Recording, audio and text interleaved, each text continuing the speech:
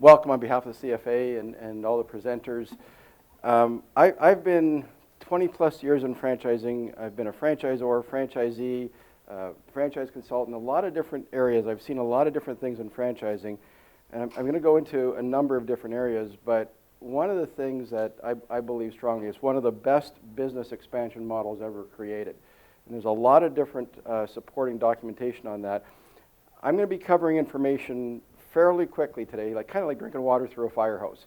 So some of the slides I'll be just touching on really quickly. I'll be available afterwards for one-on-one discussions, but what I want to do is give you an overview of a number of different perspectives, strategies, the things you're going to consider as you look at this whole franchise expansion strategy. Joe, in his presentation, covered some of the legal parts, and there's a little bit of overlap, so where there's overlap, I'm going to dance through those slides fairly quickly. Just to give you a real quick background on iFranchise Group, we are one of the top global franchise consulting firms.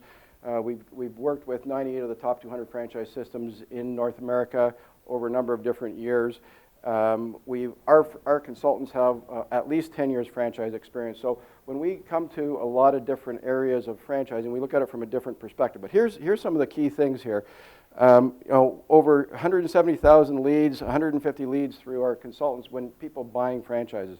As we work with all the different companies, good information, lots of exposure to information gives us a very broad perspective on all the different ways you can go about this. Just because it's franchised, it doesn't mean it's good. It means it's been duplicated. So you really want to look at what does it take to build a good system. When I talk about franchising all the way through today, I'm going to make the assumption it's good, sound franchising practices. Myself, as a quick bit of background, I'm a franchisee myself. I'm with FranNet. I've been with FranNet, which is a franchise matchmaking firm. Been with them for 10 years. I run a number one, number two office in North America. Myself and my partner, we've worked with over 1,000 people who are considering buying franchises over the course of that 10 years. We've placed just under 400 of them. So typically we work with about 1 in 3, 1 in 4 people buy, which is a very high placement rate. So not only am I bringing the iFranchise Group consulting side to the discussion today, I'm also bringing the franchise buyer side, because in the end, that's who you've got to reach. That's who you've got to attract, support, and all those different components. So this is a quick bit of background about me. So just a quick, who's here today that's considering franchising for the first time? Okay, a few. Who here has been franchising less than a year? Nobody. And anybody franchising more than a year? So you're all fresh. Well, the next speaker we're looking really forward to that, Peter. So on the presentation, just a quick bit of housekeeping. We can send you a copy of this later on. So franchising in Canada, this is some of the areas that Joe covered. 1,200 concepts across 50 different industries, 78,000. But this is where I start to think about how powerful our industry is, folks. 1 in 14 workers, 100 billion in annual revenues, or 10% of the GDP. Now, what does that mean? Small business in Canada is only 30% of the GDP. We are 1/3 of the GDP. We are a very powerful economic engine and growing. And Joe, as you said, 40% of retail sales. One of the futurists that I saw about franchising and retailing, they're talking about it within 10 years being 50%. So that's just a quick bit of background. But what is it? It is a business strategy designed to gain and keep disproportionate market share. Disproportionate. And when we look at 7.8% of all small businesses are franchised, they capture 1/3 of the revenue, total revenue that's spent by consumers. That means that the other 92% is fighting over the other 2/3. Think about the impact on that on how to get into business and stay in business. So I always ask them, this is when I do my presentations with FranNet, this is one of the slides I show buyers. Which team would you want to play on? So franchising, when done right, does very well. Joseph covered some of these. What I want to, restaurants used to be the dominant. B2B service. We are seeing business to business and business to consumer service is one of the fastest growing sectors of franchising over the last several years. Matter of fact, most career transition, executives transitioning are looking for transferable skills. And a lot of people will argue that the service-based businesses are a stronger transference. We look at a lower cost base of getting into business. A lower cost base of operations means you have to have less revenue to get the same amount of profitability. So there's a number of reasons why the service side of things, and you can see here, there's just so many different areas Joseph touched on some as well, so I'm going to dance through this one. Why are people buying franchises?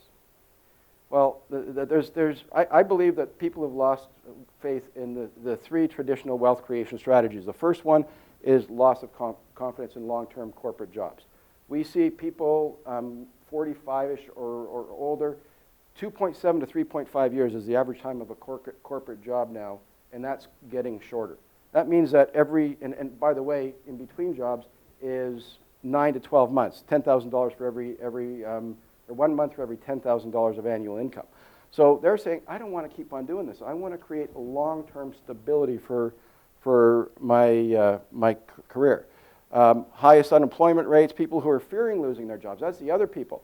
We get a number of clients who are saying, I know my name's on that chopping block. I know this company is downsizing. It's only a matter of time before. So how do I be proactive and look at a right solution? Other things, the other wealth creation strategies being the stock market. After 2008, we just don't have as much confidence. The older we get, the less risky we're looking at our investment portfolio. Returns are that much lower. And bank interest rates, 1%, 2%. I heard an RSP rate this morning, 3% for 3 months. Okay, then what is it going to be? But when we look at franchising, and again, good franchising, it's an alternative investment strategy. So people are looking at this as a different way of getting more control, better lifestyle. They're the ones who are making the decisions about their life, not corporate. And then access to capital. In Canada, we have not suffered the recession that other markets have. So we've maintained a lot of access to capital. You still see a lot of the Canada Small Business Loans Program. We touched on that this morning. Keep in mind, bankers are your partners in funding, not your partners in risk. They're going to securitize whatever they're going to for yourselves and for your franchisees. So, but it's still, people are looking at, I'm going to build my nest egg. I've got some nest eggs. So there's a number of different reasons why this is a good strategy for people.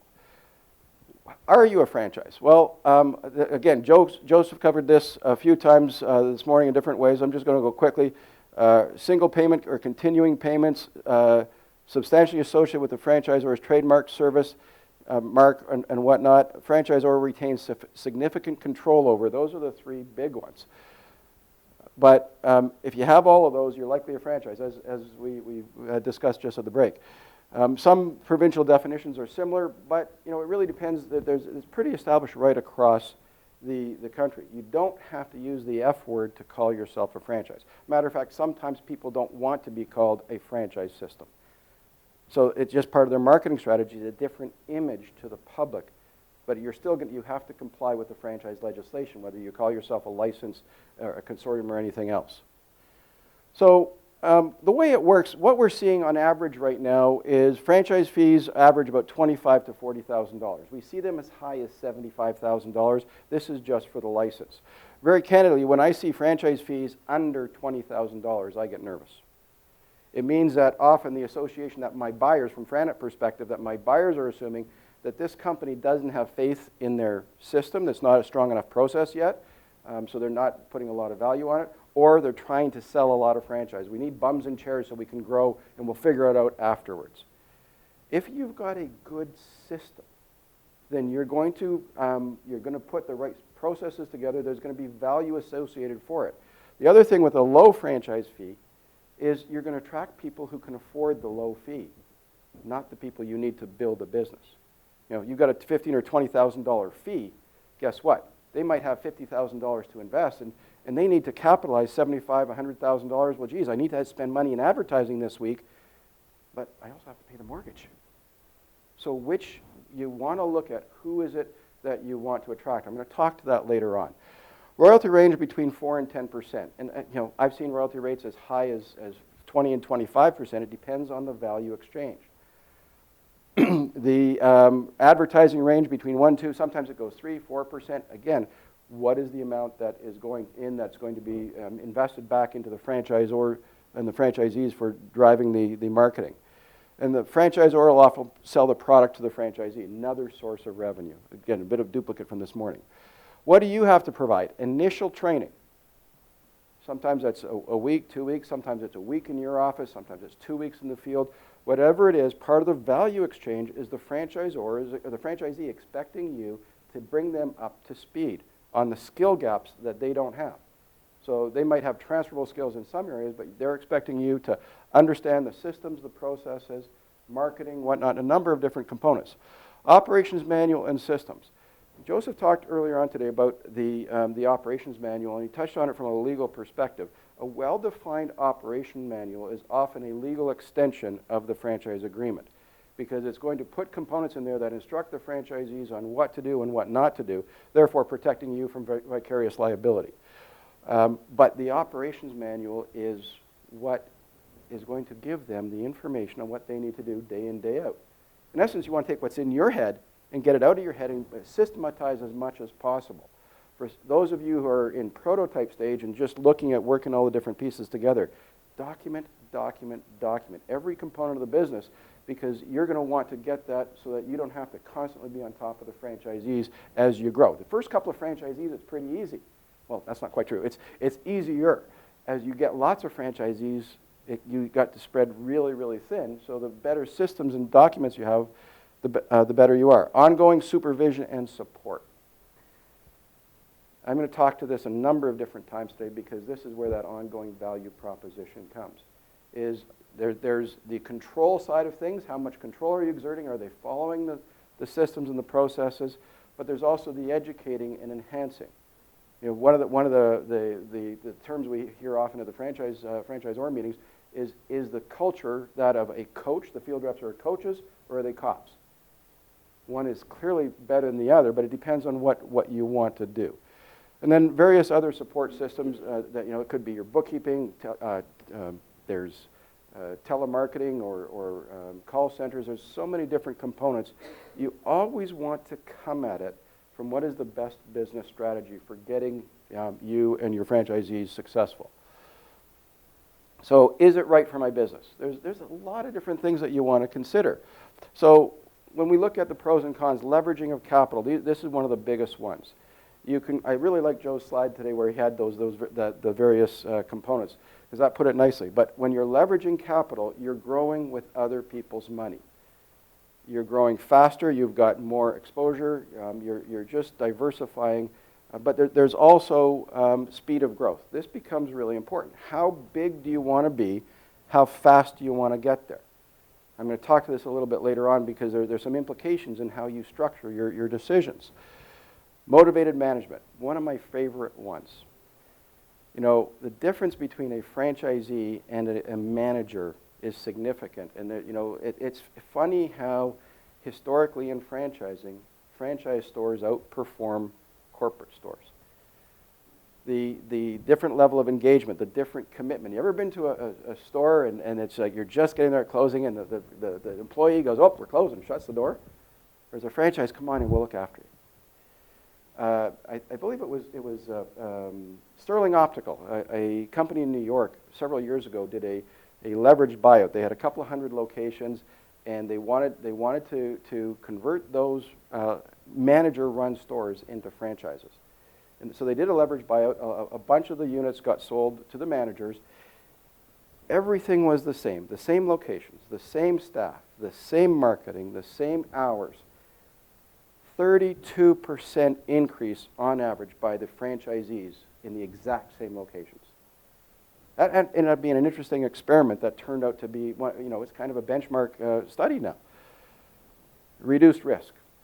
You know, people think about the leveraged capital using other people's money to expand, but there's other components of risk. Joseph touched on a few of them.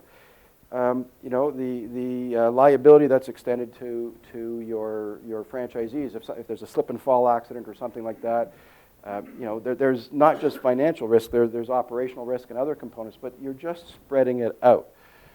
Fewer operational concerns. You don't get that call from you know, Sue and saying, geez, I can't come in this today because my kid is sick. That's the franchisee gets that call. So there's all kinds of things that the weight shifts to the franchisee as opposed to you. But it also means that you've got less infrastructure needs yourself. You don't have to have a big accounting department. You don't have to have a big marketing department because it's spread out amongst the franchisees. The HR departments, you have to have good structure and good processes, but the HR, all those different components become components that the franchisee deals with. And then higher quality. You know, there's often an argument on franchising that if I franchise, I'm going to drop my quality. The product or the service is going to drop in quality. Well, we maintain that that's a myth. That with a good system, with good systems and processes, good documentation, the franchisees, for some of the reasons I've just stated here, run better business units. So the quality, when done right, actually goes up. Organizational leverage. Now you're bringing all the different pieces together. You're leveraging your internal components. You're leveraging the franchise components so you can do more with less resources. The downside, there's always cons. And one of the biggest ones is sharing profits. Well, you know, if you've got a corporate store and the corporate store is keeping 70% of the profits, in a franchise organization, it might be 30% or lower. So you have to look at that cost-benefit component. Is if I'm getting lower profits, where am I getting better benefits? So I'm diversifying faster. I've got more units, so the accumulated components, I don't have all the headaches of running a single unit or a bunch of corporate stores. So consolidated, the large picture, typically you're seeing more profitable than company-owned operations. Less control. You know, in Joe's slide, the franchising was in the middle. I would suggest to you that when you're running a franchise, you have contractual control by way of what's in your franchise agreement and what's by way in your operations manual and those components, but you do not have pure operational control the way you would have in a corporate run store. What you have is influence. And the power of influence, how your leadership style, how are you going to go to those people and influence them to make the better decisions? And again, that coach or cop mentality, there's a lot of different ways that you can do it. But when you are becoming a franchisor, you are shifting from control to influence. You really want to think about that. Good relations with the franchisees take work.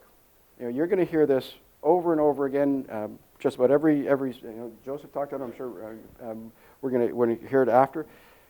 The franchise relationship is a very special relationship. There's not like any other relationship in business. It's highly, highly trust-based. And when you lose that trust, there's a lot of hassles that go on.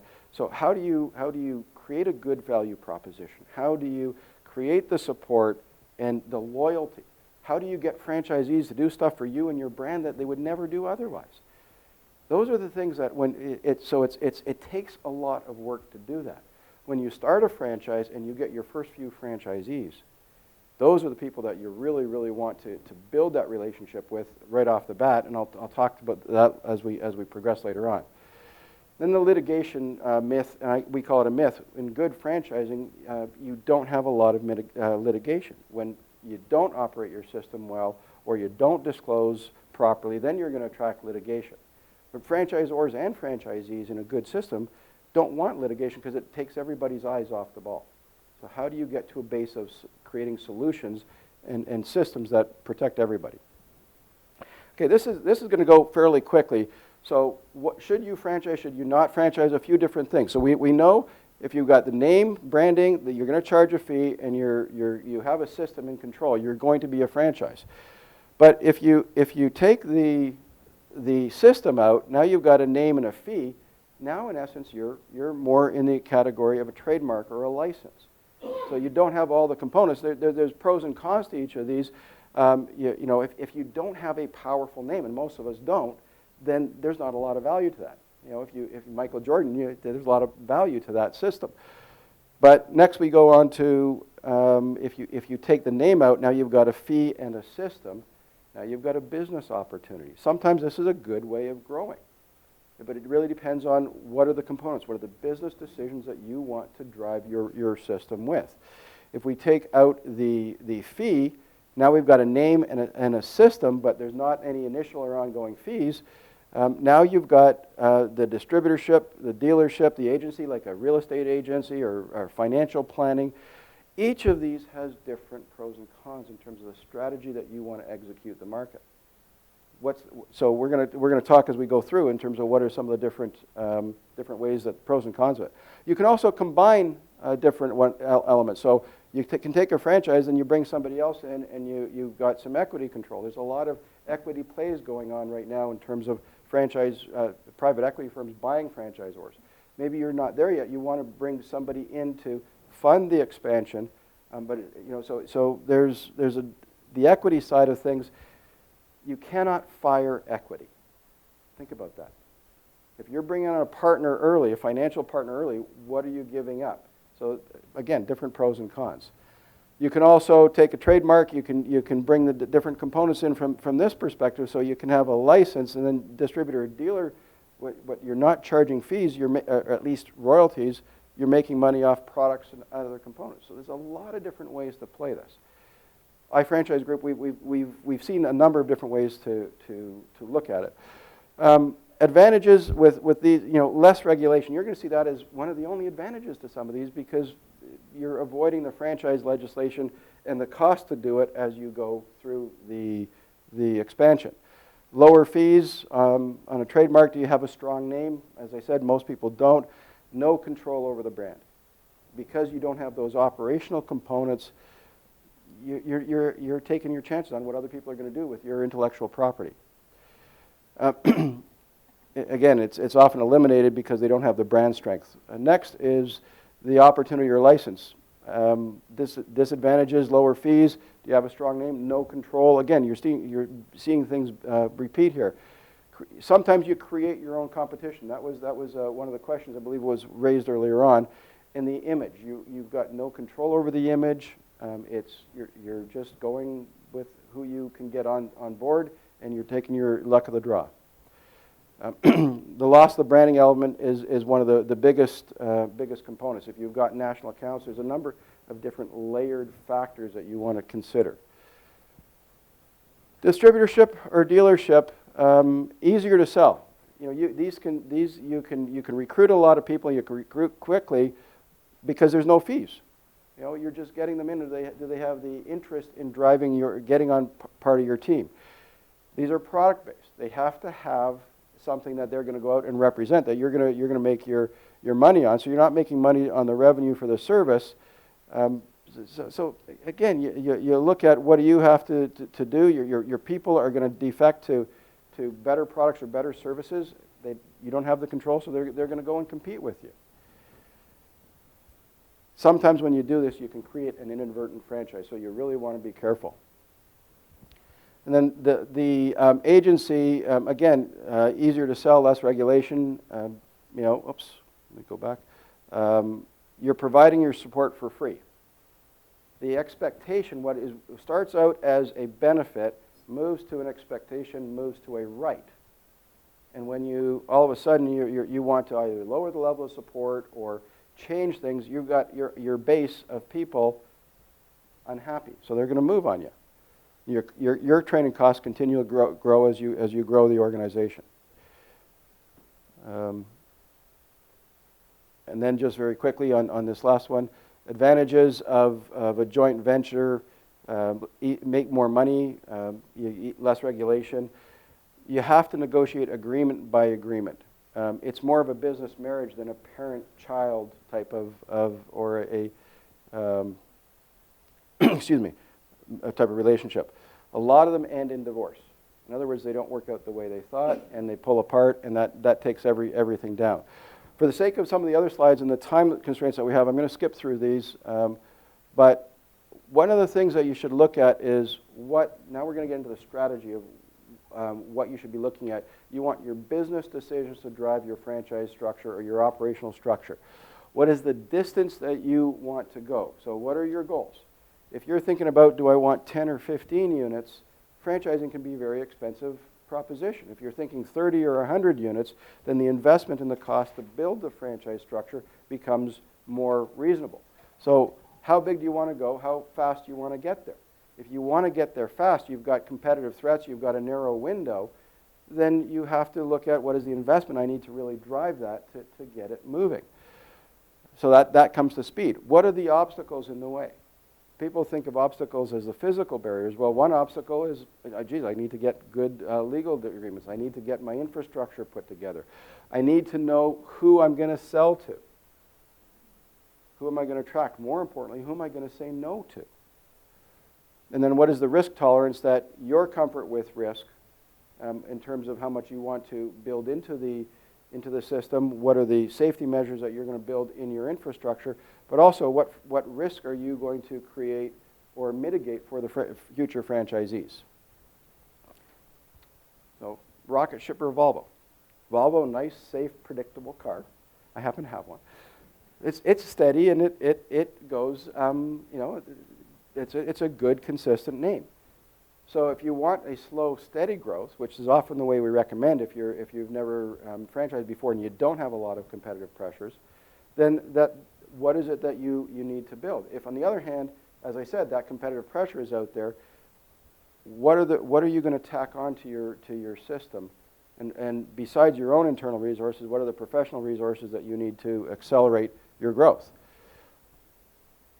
A lot of people think, I'm going to franchise or I'm going to go corporate. You don't have to go one way or the other. You can do both. You can start off, and a lot of times the corporate units become the prototypes or the testing grounds or the training grounds for future franchisees. So you can have your corporate unit, but that has to be very clearly disclosed. You also can create the franchise systems, and sometimes the corporate units are different in certain aspects of the operation than what the franchisees will look like. That gives you room to test things before you have to take it to your franchisee base. So again, you want to think of what are the strategies. If you don't decide to franchise, here's the questions that you, instead of saying, I'm going to franchise first, this is the decision I'm going to make first. What are the business questions that you need to answer? Do I want to build a third-party distribution channel? Franchising is a specialized third-party distribution channel. Do I want that brand channel to be branded? Do I want control of the name? Do I want everybody out there using my name? So that's a critical question. If it is branded, how much control do I want? The more control you want, the more you're going to go to franchising. And how do I want to be paid? Do I want to be paid on royalties? Do I want to be paid on products or user fees? If these are the questions that you're answering, then yeah, you're probably going to be a franchise. But you shouldn't be deciding that just on perception, and your franchise lawyer shouldn't be the one who's telling you that until after you've got these questions clarified and clearly answered. So is your business franchisable? Well, let's start first with the criteria that we look at. There's really 12 main criteria. What is a successful prototype? You know, it was said earlier on, I think you said if you're not profitable, you shouldn't be franchising. Well, it's not just a matter of profitable, folks. It is, have you got the systems running well that you feel you can, it demonstrates good value. It's good value to the franchise, to the marketplace. It's good value to your employees that you're employing. Is it sticky? Credibility. Your credibility as a leader. How much industry experience do you have in the industry that you've come from? What is your background before that in terms of transferable skills? What is your management team? You might know your business really well. If you've got a restaurant business and one day you're a restaurant, the next day you're selling franchises, those are two very different business models. So if you've never franchised before, at what point are you going to bring the franchise experience, operational leadership into your mix? So these are things I'm going to touch on later on. Sizzle. Is it got the right trends behind it? You know, with the aging population, there's lots of sizzle around that, but it's a very crowded space, and it's continuing to get more and more crowded. So, and then the buyer appeal. You can franchise anything, and some of the people that you're going to attract, you've got people where image, what other people think about what they're doing, is going to be a very significant factor in their decisions. Other people are going to say, you know what? I don't care what it is. If it's a good business model, if it's a good value exchange, and it's hitting my profitability goals, I don't care what the image is. So you want to look at what the buyer appeal is. So those are all, is it saleable? Next we get to the what we call the clone. How well can you duplicate it? You know, how teachable is it? If you've got a highly technical franchise, there's a lot of IT people on the street right now. Been downsized and whatnot, and I get a lot of questions, Gary, what IT franchise is out there? I don't know of an IT franchise because IT, every 6 to 12 months, it's a different world. It's changing so fast. Franchising has some degree of predictability and consistency. So from a teachability, how good are your systems? How well can you transfer the knowledge of the operation to your franchisees and to their staff? Adaptability. It might work in Toronto, but will it work in BC? Will it work in Quebec or wherever else you're thinking about? It might be that, geez, this is really good in the Danforth. But what about in Markham or somewhere else? So you want to think about practical adaptability by market, by the demographic, who is your customer base, all those different things. And then systematization is what I said earlier on. Document how well documented are the things that you've done up until now with your existing prototype. The more documentation you've got, the easier it's going to be to make the transition to franchising. Next is affordability and profitability. Affordability, you've got franchises that are $40,000 to $2 to $4 million. It's not really about affordability. That's going to appeal to who your target franchise prospect is based on your model. What people care about is, what is the profitability? How much ROI can I get? So if I'm investing, and I'm going to walk you through a model in a moment, if I'm investing $200,000 to start this business, one of our positions is that you should be able to get a 15% annual return or better after you normalize managers' salaries on your investment. So that's year-over-year cash. And I'll show you what I mean in a minute about that. People care about, I want to get a reasonable return, not just on money, but what about my time, what about my effort, what about all the sacrifice I have to make to build the independent business.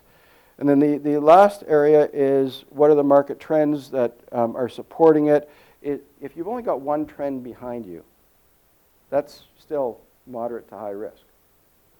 So if you've got two trends, so what are the big trends? You've got convenience, we're time-starved economy, time-starved couples. You've got a lot of people out there saying, I'm busy, I need ways to solve my busyness problem. So how convenient is it? The aging population is another big one. Healthy living, those are other, so there's several trends. Do you have enough of them? Are you well capitalized? What does it take to franchise a business? It's not just what it takes to set it up. What does it take to run it over 2 to 3 years as you're building this system? Because you look at, you're not building a business that's going to take 1 or 2 to 3 years to build, and you're going to have a bunch of years of annuity. It's going to take you 3 to 5 years to build a good system that's going to give you a 10, 15, 20-year or longer annuity. So are you capitalized well enough to run through that first 3 years? I see people, geez, if I can put $100,000 or $150,000 into starting this thing, that's all I need. Well, you heard from Joseph this morning, it's always more expensive than you expect. What are as you grow, what are the infrastructure costs, developing staff and all the different components? So I'll talk to that. And management. Well, I talked about management over here in terms of the credibility.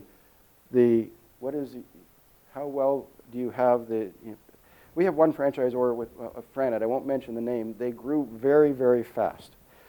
The franchisor is a very technically oriented CEO. Well, after adding about 75 franchisees, he's not adding leadership, infrastructure, operational. So you've got a very technical relationship, and the franchisees are screaming, train me on marketing, train me, coach me on support. And it's landing on deaf ears because that individual has not brought the proper leadership on. So what is the management that you're going to build in? What's happened with Franet, with that company, is they get less and less leads, and now you have really good growth and then flat. So you want to consider the implications. Win-win-win scenario. The franchisor wins through the franchisees winning. The franchisee wins when the customer wins. So they're going to look at their return on time. How much are they going to invest? You should look at it. If I'm working 50, 60 hours in a job, I'm getting X amount of income. they're going to look at transferring that income or earning that from your business, their business. And just on a point here, the salary, when we're saying, should be market rate, not where they come from. You know, if you're in a food franchise and the industry average is a $30,000 $35,000 salary for the manager, that's the market rate we're talking about. But they are looking at it from, if I'm going to buy this business instead of going out and getting a job. So I have to replace or improve my corporate income. That's what most people are looking for. So that's the first hurdle rate. Next, we have return on their investment. And again, it's a competing investment. You're not competing for franchisees with other franchisors in your exact same space. Yeah, you are, but that's not the only place. You're competing for every other franchise investment out there, and you're competing with other market investments. So you want to look at that the return that they can see from this business is as good or better than what they were able to do somewhere else. And this last one, ability to sell back their investment at the end of the term. Joseph talked about transferability. Well, people are looking at business ownership, franchise ownership. This is my pension plan. This is, if I can build this, I can build equity at the back end. It's that second payday. So I'm going to earn my annual income all the way through, and I also get this other chunk of cash at the back end. And then franchisees expect that they need to build their business. So they want to see these returns. They know it's going to happen. It's not going to happen first year, but by the end of 3 years, they should have a pretty decent machine. And if you can't help them get there in that time frame, then you're going to have some issues in selling franchises. So as I said, a cash-on-cash return on investment at 15% for owner-operators. If you're selling area developments or multi-units, now these people have bigger responsibility. They're going to expect higher.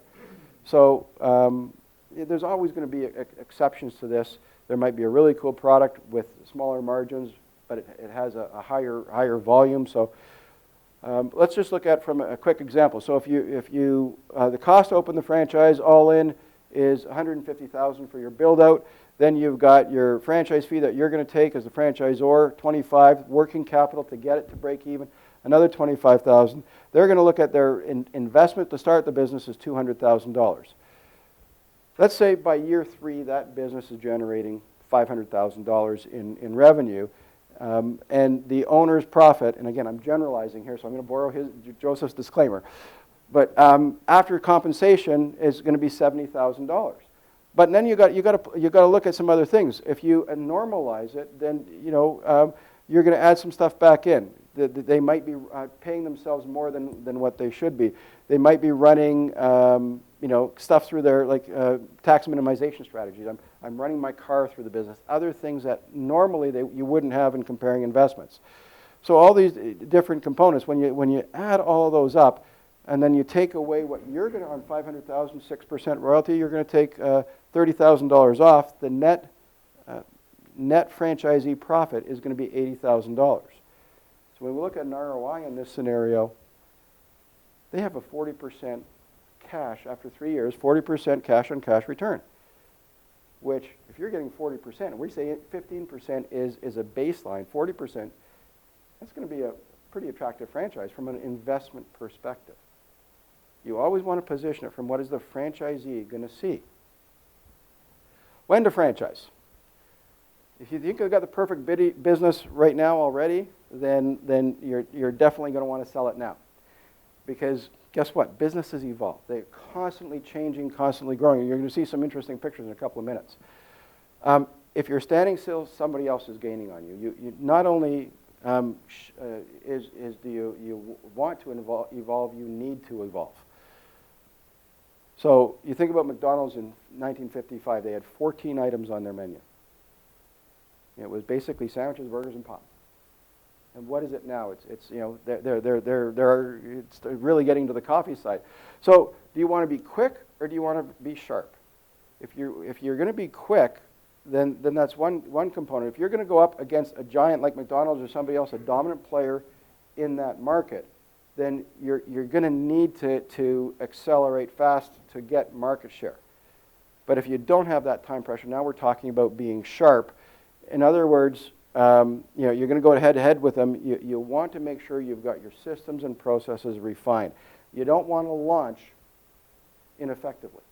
You want to launch where if you're going against a major player, you want to be sure you've got good basis to rely upon. The more unique you are, the sooner you want to franchise. And clues are, if you see somebody taking pictures of your concept, coming in and making notes of what you're doing, you know, if it's a hot market, it's going to be copied. It's inevitable. This is why you want to build your strong intellectual property and process, because lots of people copy ideas, but they don't copy systems and process. They can't see those, and that's where your value proposition is. So here's one of the curves you've got to consider. As you the speed to market, if you have more time to develop your business models, then you've actually got a lower risk, because by the time you franchise, you've got good systems and processes. So this is where time isn't your enemy. On the other hand, if you've got competitive threat, you've got a cool concept, there's some early mover advantage, that the faster you go, the higher the risk. So where is that soft, that it's moderate for you? These are things you want to consider, is what are the pressures. You want to make decisions that are based on good business factors as opposed to just external pressures. First Timmy's. First Pizza Hut. First McDonald's. Dairy Queen. That looks more like a trailer that's been modified. Radio Shack. So what they were compared to what they are now, very, very different. Businesses need to evolve. So when is the right time to franchise, folks? What's right for you?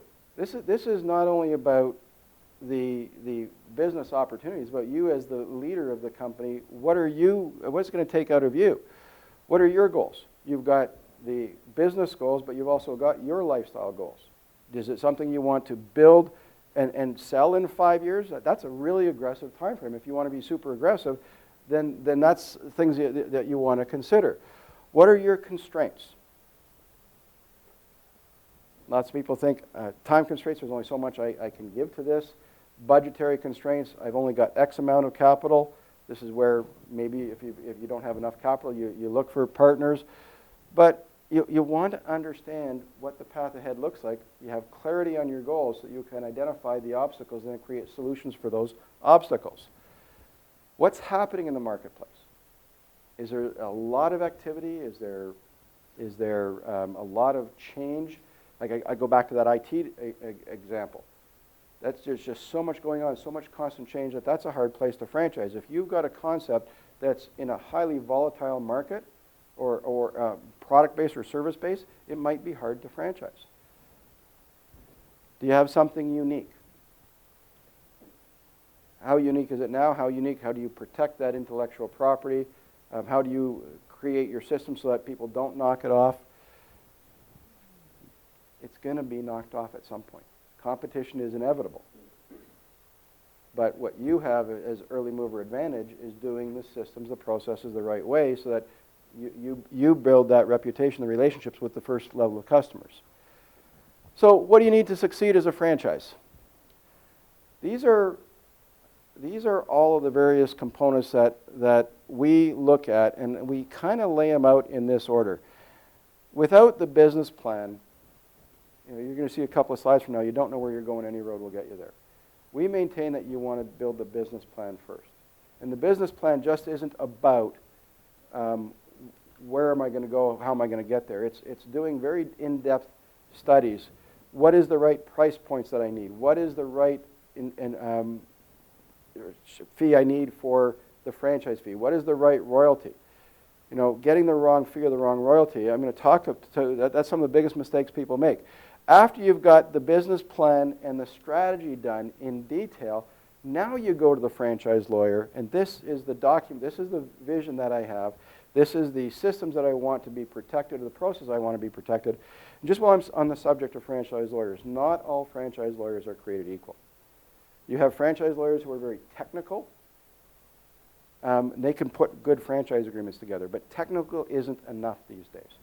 You want to have franchise lawyers who understand the business components. It's not just about, maybe it's not franchising, what is the best business strategy? So Joseph's one of the more respected ones in Canada. There's a few good lawyers out there, but you don't want to cut your teeth on a brand new franchise lawyer, not when you're building your early franchise system. Operations manuals. again, a critical component of your franchise system. The more detailed the operations manuals are, folks, the less guesswork there is at the franchisee level. Not as important when you're franchisee 1, franchisee 2, but franchisee 8, 9, 10, and so on, it becomes more and more. There's less of you to go around. Top franchisors, you're going to hear the franchisors say, I spend 70, 80% of my time talking to my franchisees, not overseeing or supervising the system. So the operations manuals are a critical component. What are the training programs? How am I going to train? Is it going to be classroom training? Is it going to be field training? How much is going to be on learning-based internet and whatnot?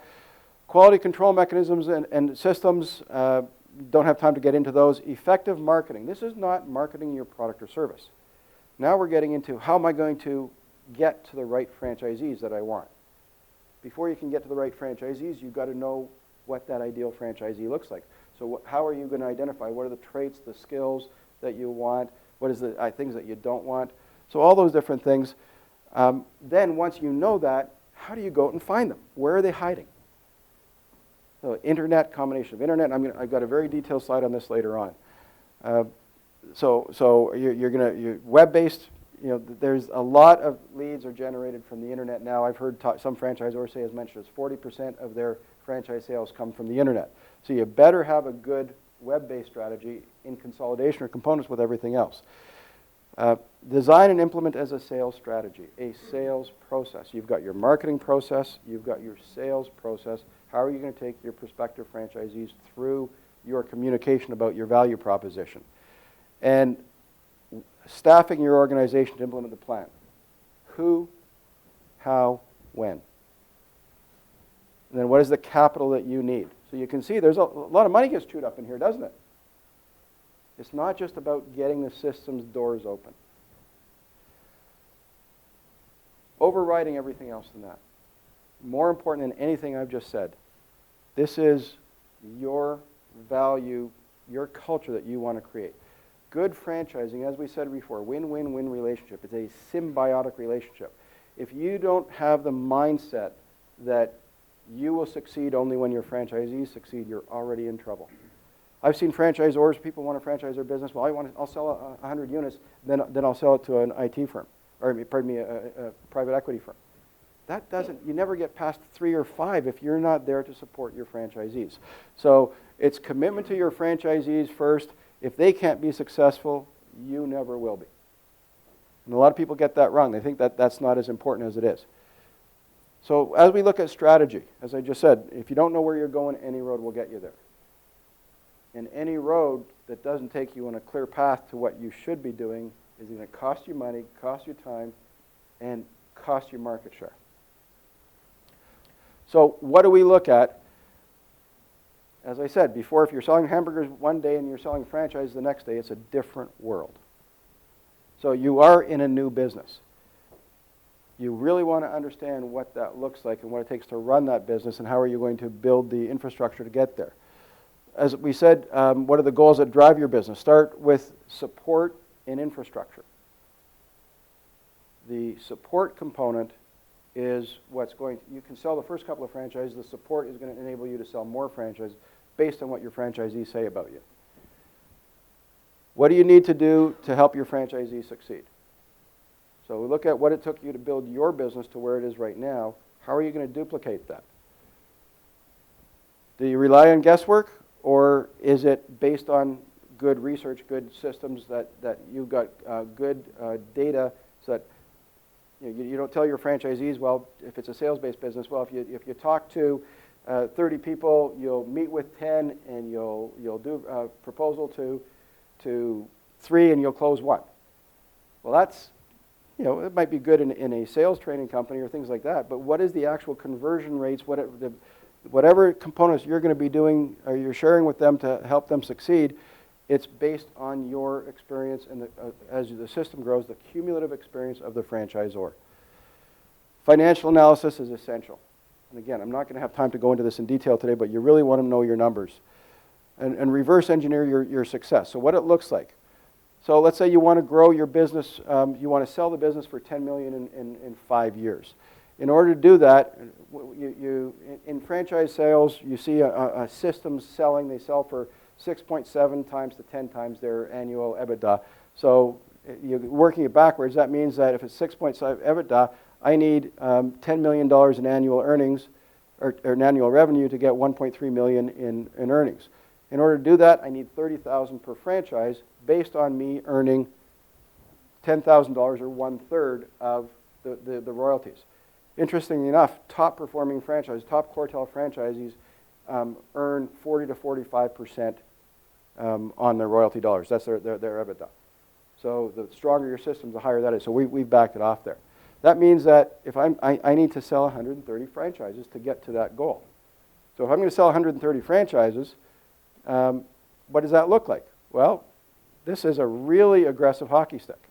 10 in your first year, that doesn't happen too often.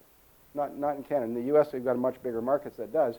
But we see mean average about 6 franchises the first year. So this is the growth if you're going to grow that fast. So what does that mean? When do you hire salespeople? Now we're building the infrastructure. Once you hire salespeople, the more salespeople you get, the faster you grow. Now you've got more franchisees. Now I get to hire field reps. Now I've got to hire my support staff.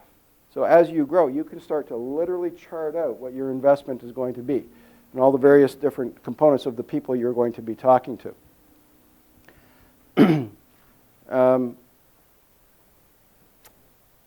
going to build on something Joe said earlier on about taking somebody's franchise agreement and duplicating it and just going from there. I would suggest to you that the Me Too strategy is one of the worst things you can do. On franchise fees, the market's charging $25,000 for a food franchise, so I'm going to charge $25,000 because I'm in there. I'm going to charge $20,000 just to be competitive. Well, you don't know what their business model is. You don't know what their value component is. You don't know what it takes to start an attractive franchise. So, you really want to understand what does it cost to attract and train and coach them, and then there's your base of cost. And then what else are you going to charge over and above that for your initial franchise fee? On the royalty side of things, impact of a 1% royalty mistake. So again, I'll use the example of the industry's at 6%, so I'm going to charge a 5% to be competitive. If you haven't studied your costs well enough, then the 1%, if a single franchisee is $500,000 in revenue, that's $5,000 the bottom line. Yeah, not that bad, right? Now you've got 100 franchisees. No franchisee is going to tell you you're charging me too little royalty here. Let me pay you more. Once you get that, it's set. So if you sell 100 franchises, that's $500,000 down the road. Now over 20 years, that's $10 million. Then your enterprise value, in other words, when you sell the business, you've also got higher costs or higher costs gone out the window, higher revenue gone out the window. So you're losing a lot of money just on 1%. So you really want to understand what it takes that your value offering is. What are the components that this is why the royalty is there. This is a fair exchange. It's not what the royalty is. It's what the fair exchange of value is for the royalty dollar. That's what's going to dictate ongoing relationship. Okay, so structure. I'm going to go through a couple of slides fast because another component on things is territory. We have one of our franchisors that I represented several years ago said, I'm going to put 5 franchisees in Toronto. And it was a business-to-business concept. And I thought, man, that is really light. You're giving franchisees a tremendous amount of market. And his fear was that we didn't want them to feel that they were crowded. Well, the franchisees found out that they only needed like about a 5 to 10 kilometer radius to get 30 to 50 accounts, and then they were busy. So if they had 50 accounts, that means the entire rest of their market was untouched. That franchisor now has 15 territories. New owner came in and rejigged the territories. Significant loss of revenue if you get your territories wrong. So aggressive growth, if you're going to grow aggressively, there's a couple of strategies. You hire staff in anticipation of the need. That means that you've got, these costs are coming out of your pocket. The royalty margin that comes over here, this is where the franchisees, that's where the franchisees' royalty comes. Who's eating that? You are. Not necessarily an exciting strategy. So you've got to rely on your capitalization, revenue from existing operations, and the worst practice is, well, we'll sell franchise to make up the shortfall. We'll sell franchises faster. That's what people think will happen. It doesn't happen that often. Compared to conservative growth, now you've got your baseline of staff, your royalty margins are slowly growing, so this is your little sector of loss here. As you grow royalties, now you hire staff behind the curve. As you get more royalties, now you're hiring more infrastructure. As you're growing more royalties, now you're hiring the other staff, so you're always growing in a stronger position. Grow no faster than you can afford to support your franchisees. That's going to haunt you if you don't. 4 pillars of quality control. Again, I'm going to touch on these slides, this one very quickly. The trade-off, it's more difficult control. To a degree, yes. Higher caliber, you're getting better managers, as I talked, better owners. You're getting a longer-term relationship. Next is your selection. This is the most important decisions you're going to make in franchising, is who is your franchisee? Do you want people who can afford your business, or you want people who run the business? What is the training and support, the legal documents? Joe covered a lot. Quality control comes at a cost. And the cost is, well, I look at it as an investment. The cost is no return on investment. You do it well, you get a return down the road. So your operations manual, just some of the things that you want to look at, that all these things it does to help you so that you're not doing it anymore, or as less. It's an extension of the legal contracts. Very quickly, that's the things that we look at that need to go into a owner's operations manual, so that slide is in there for your review. You can do your e-learning systems. That's also things that you can do. Managing your franchise. All the different things that you look at, here's all the different things that the pros of when you bring a franchisor on, this is what they're looking for. Proven systems, established name, economies of scale. Do a time check here. Proven systems is what they're looking for. That's one of the biggest things we see. And improved chances of success, lower risk. Those are the things that we see people are interested in. They have to pay fees. They give up a degree of control to you. Again, these are all things that you have to be aware of. Who do you want as a franchisee? Biggest reason for failure is undercapitalization, not lack of skills. You ever want him as a franchisee? So this is, you're married, this is a 5-year term light, much longer after that. And we have, 2 minutes left. So growth, Joe's talked about this, start locally, then grow regionally. As you grow, you want to think about supply chain. Nothing sells franchisees better than existing franchisees. This is where your validation comes in. If you're not supporting your franchisees, they're the ones who are going to beat you up, not by telling you. They're going to tell their prospective franchisees that are talking to them, hey, I'm not getting the love. I'm not getting the support that I need. And they're going to scare your buyers off. So that's going to be really, really important. Targeting where they are, again, from a time perspective, we don't, I'm just going to finish with this slide here. These are all the different places your leads come from. So you've got public relations, internet, print advertising, trade shows, direct mail, internet leads, brokers, and referrals. So you can see the different costs in those. Internet leads are the most common and the least expensive, but they're also the least effective. As you get people through the funnel, now you've got to provide your systems and processes to keep them moving, keep them engaged, and then you've got to have your initial meetings, qualify them, and eventually decide, is this who we're going to choose as our partners? And then you award the franchise. So those are just very quickly some of the different components. Cost per lead here, $72. Meet with three leads. 10% of leads is who you meet with.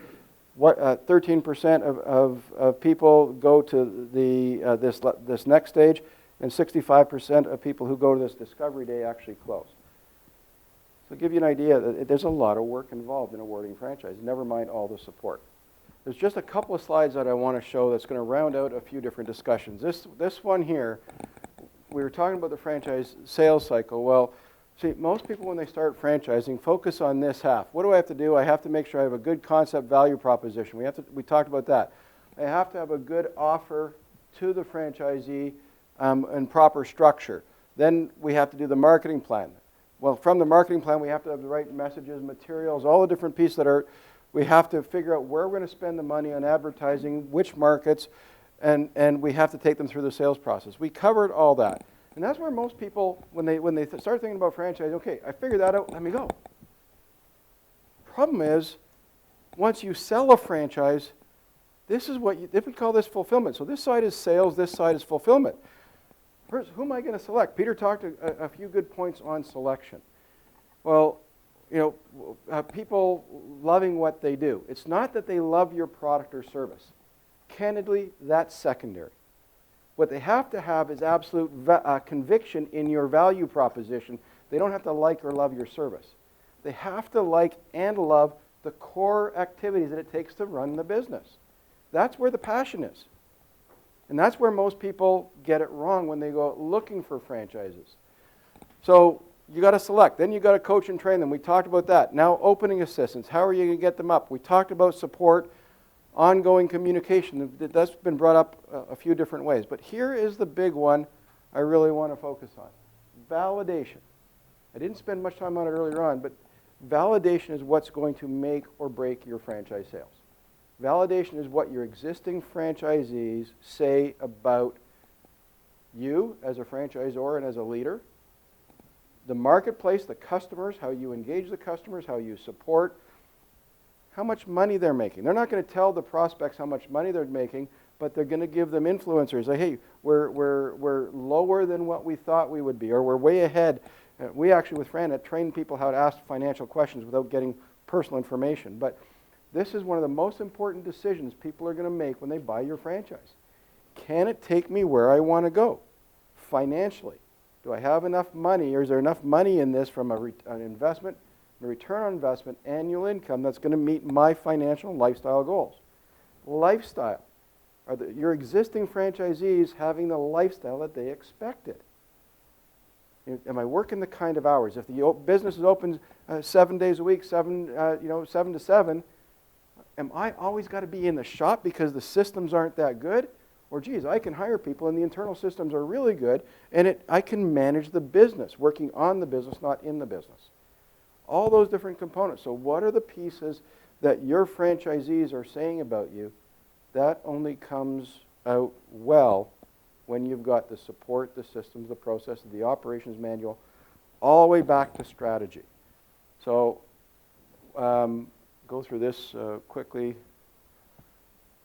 This is overall, second last slide.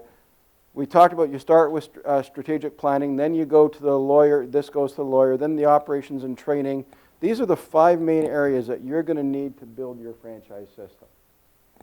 And where most of you are at, by the sounds of things, is you're right in there. We got to figure these pieces out. Only after you've got this figured out do you then go to figure out what the marketing is. Doing this early, jumping this ahead of time, you might be looking in the wrong places. You might be looking for the wrong people. So this is what it looks like. This is a Gantt chart for about, we say 12 months. To do your discovery and benchmarking, so figuring out all the different components, this is what we take our clients through. It's about 6 weeks, 4 to 6 weeks of really drilling into the process. Whether you do it with us or anybody else, you really want to take a deep dive into what is the strategy, what is the vision, what is the financial analysis, what is the competitive analysis, what are the metrics that you want to look at. Only then, as we said earlier on, that now you take the conclusions and the direction that you're choosing and you give your franchise lawyer the marching orders. While they are building that, then this is where we build the operations manual. So you've got to build the operations manuals based on this strategy. While you're starting to work on that, then you also work on, now we're going to do, who is the profile? One of the things that Peter said is knowing who you want as your franchisees. Said differently, and more importantly, knowing who you don't want. Does anybody know the hardest job in franchising, in franchise sales? saying no to that person with that $25,000 or $40,000 check saying, I want to buy your franchise. And when you're new and you've got, wow, this can get us going, we need that, we like that cash flow. If they're the wrong person, that's the worst $40,000 you ever accepted. So you have to be clear on what you want, who you want, what you don't want, who you don't want. So this is where the profiling comes in. Then once you know who you're looking for, then you can start figuring out the marketing strategy, where to look. And then creating all your complementary material, and then how are you going to sell franchises? If you've never sold franchises before and you don't have somebody on board, if you don't get a discussion with your franchise lawyer about what are the things you can and cannot say in the franchise sales process, you might be making disclosure issue and creating liability for yourself down the road. So creating a sales process, the best franchise systems have a 7 to 12 step process on how to take people from entry-level inquiry all the way through to decision. And it's not just, hey, let us tell you how great we are. You prove to us why you're a good fit for us. Because if they're not doing what you say that they need to do, if they're not showing you that they're going to follow your systems and buying or researching your franchise, probably a pretty good indication they're not going to be good at following your system afterwards. So I just wanted to give you a perspective on here's the things that you want. And up here, here's the core areas that you want to consider.